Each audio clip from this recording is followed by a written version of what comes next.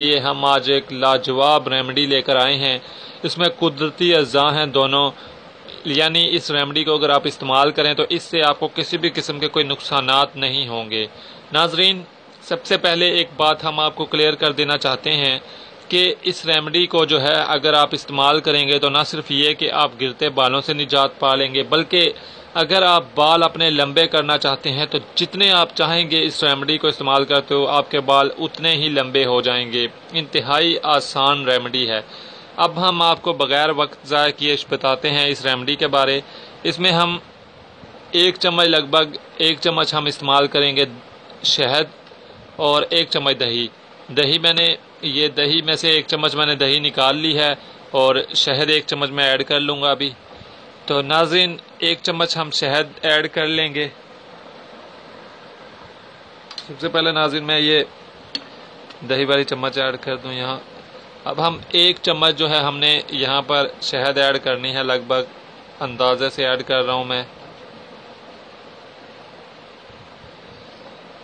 تو فرینڈز یہ اپروکسیمیٹلی 1 چمچ ہے، ایڈ کر دیا میں نے۔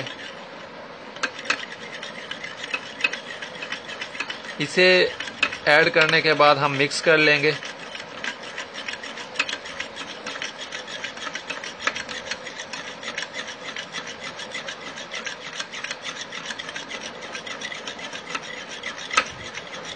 تو دوستو جیسا کہ آپ دیکھ سکتے ہیں کہ یہ اچھے طریقے سے مکس ہو گئی ہے۔